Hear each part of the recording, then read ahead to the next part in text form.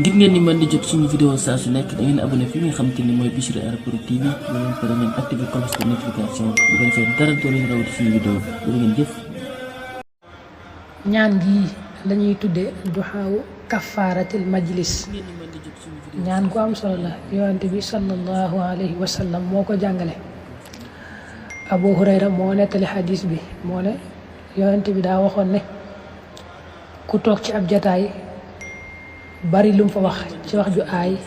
ak wax ju amul njariñ ak wax yoo xam daal bàkkaar la te teyu ko buy jug ci jataay ba mu wax lii subhanaka allahumma wa bihamdik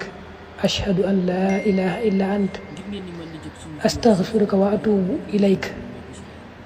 lépp lu mu waxoon ci jataay ba rek ci lu aay yàlla dana ko jéggal. kon ñaan gi li tax mu am solo mooy jataay yi moom bu dul jataay tudd yàlla wax fa wax ju aay daa yomb lool nit ki sax mën naa am du ko yëg ba du ko tey waaye day yomb lool ci waxtaan yi ci jataay yi. te yonente bi waxoon na ne bu ëllëgee de nit ñi leen di dugal sawara mooy wala li ëpp ci leen dugal sawara mooy la daan bàyyikoo ci seen làmmiñ ci ay wax yu aay. moom sax daa taxoo woon ñaan gi lool ci jataay yëpp da ko taxoo woon nga xam ne jataay yi tudd yàlla yi sax bu ci masaa jug da koy wax.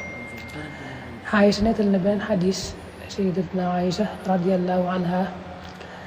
ne yonte bi ñaan gi da koo taxoo woon ba dawul toog ci ab jotaay mukk wala mu jàng alxuraan mukk wala mu julli ak julli lu may da koo tëje baat yi maanaam bu noppee ca loola di bëgg a jug baat yi la koy tëje.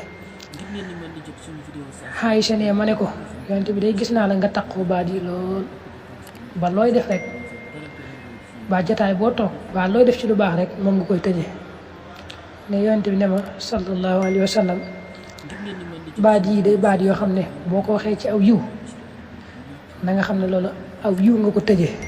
maanaam aw yiw moo tëj yiw woowee nga ko waxee. soo ko waxee ci aw ay maanaam ci aw ay nga jóge wax ko it mu daal lay kafaaraal ay woowa.